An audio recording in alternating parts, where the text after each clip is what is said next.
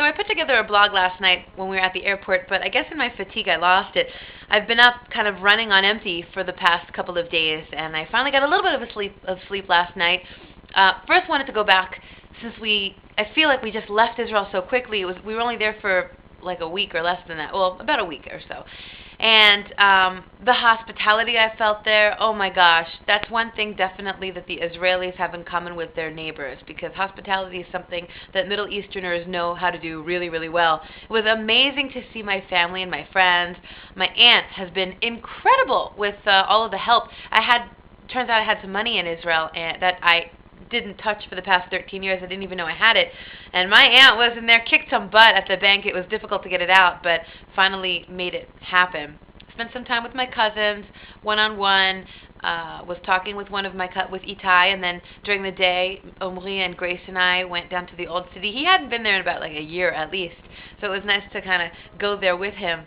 And one of the things that has been running through my mind a lot is this identity of mine, and also the peace process.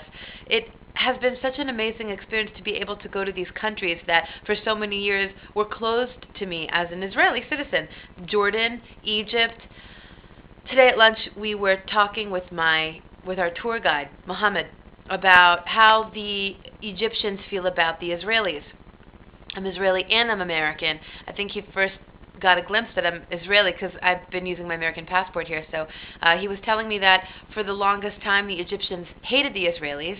Even if for about 15 years ago he had his own views of Israelis, and he said only recently that has he come to turn those feelings around and really love the Israelis because of all the trade, the embassies, the real tourism. He's a tour guide, and now he said he just started learning Hebrew to tour Israeli groups. So that's really nice. Anyway, he's talking about how he's changed his mind about Israelis and how he really likes them, and he sees how much better it is to live in peace than to live warring one another. And I was starting to tear up. I think I kind of freaked him out a little bit. He was thinking, what did I do to make you cry?